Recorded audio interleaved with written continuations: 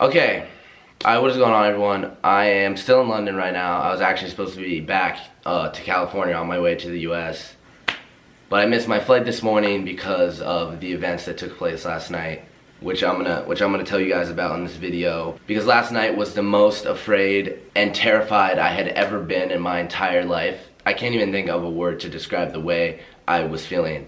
It was crazy. So what happened was, we're in London, right? I'm here with Roman, Jeff, and James. You guys obviously all know Roman, you know James, and Jeff. Jeff is a production guy for Faith. He films a lot of my videos, helps with a lot of production and things like that. Anyways, we were in London and it was our last night. We had just uploaded the video that we came here to film, that whole long travel video where we broke into the mental abandoned insane asylum or whatever. And we decided to go out, right? Like, it was our last night in London. We wanted to go out, have fun. Legally, I can go out here. I'm of age in London. So we got a table at a club, and we were out all night. We were at this club all night, all the way until it closed at like 3, 4 a.m. And we were all drinking and stuff like that too. Anyways, the club closes. So me, Roman, and James ended up getting in an Uber. And so what had happened was we got separated from Jeff in the club or something. I don't really remember how exactly it happened. Like, we were all drinking, like I said. And he was just sort of doing his own thing, right? Like, Jeff's a lot older than us. So me, Roman, and James got an Uber back to the Airbnb we were staying at. And we got back, it was like 3 or 4 a.m. I was pretty drunk, I was in my bed, getting ready to fall asleep too. I wasn't really feeling good. I was all like emotional and shit because I was drunk. I was like in my feelings or whatever, I don't know. Anyways, I was being a bitch. And so I'm in my bed, it's like 4 or 5 a.m. Like I said, I'm getting ready to fall asleep. Roman is outside my room on the couch sleeping, and James is already upstairs, knocked out.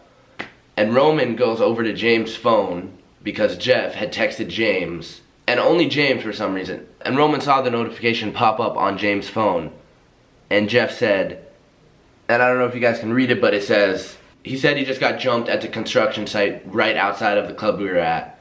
And he hadn't got back yet. Like, it was 5 a.m. and me, James, and Roman were still there. And so Roman tells me this, and then we talk, and then one of Jeff's friends and another person who works in phase management texts us saying like, yo, have you seen Jeff? I think he's in trouble. Something bad had happened to him, because I think Jeff had texted him too.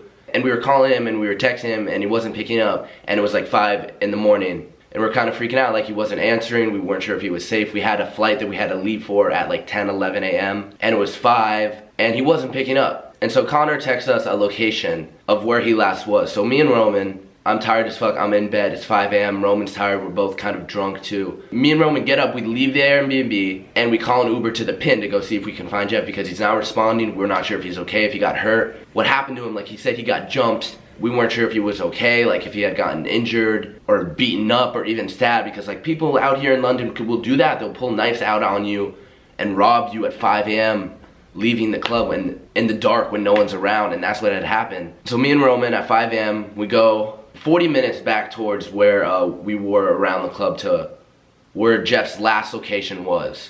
And we're just walking around, it's fucking freezing, it's 5 a.m, I'm freaking out, like my anxiety is through the roof. Because I wasn't sure if he was okay, right? And like if anything were to happen to him, like if he would have gotten hurt or injured or stabbed, I would have felt horrible. Like I would have felt like that was my fault, because we came here for my video and he came here to help me film my video. So I'm like, dude, we have to find him. I'm frantically running around the streets of London at 6 a.m, screaming his name, looking in every alleyway around the area of his last location, asking all these foreign people if they've seen him. I called every hospital in the area to ask if anyone named Jeff Cleary had checked in. And at this point, it's like 7 or 8 a.m. and I'm starting to really get scared. He's still not answering at this point. So I don't know if he's okay. Like, Jeff is a grown man, he knows how to take care of himself. So I seriously thought something really bad must have happened. After looking around that area in London, just on the streets, just looking around, screaming his name, and calling all the hospitals, I'm like, alright, I'm gonna go to the police station, I'm gonna go to the police, I'm gonna tell them our friend's missing, see if we can get some help. Because now we're running out of time. We have to leave for the airport at like 11 a.m. and it's like 8 and we still haven't found Jeff. And I'm not gonna leave fucking London without Jeff. I'm not gonna leave him here. So I'm freaking out. I go to the police station, and I was getting really heated with the lady in the police station, because she was like, oh, he's only been gone for 3 hours. If he's missing for longer than 24, that's when we can start sending people to go look for him and sending in people for help. And I'm like, no, you don't get it. Like, we have a flight in 2 hours. He said he got jumped. He could be hurt. He could be unconscious. He could be beat. He could be passed out somewhere. Like, I don't know. And she wasn't doing anything. She wasn't helping us. And I was freaking out. I was yelling at this lady. And I'm like, all right, fuck, dude, it's been like 3 hours. I don't know what else to do. He's still not answering. So I'm like, all right, our best option is just going back to the hotel. Maybe somehow he could have walked there, ended up finding his way back home. So we Uber back to the hotel, and as I'm coming up to the hotel, he finally calls me back.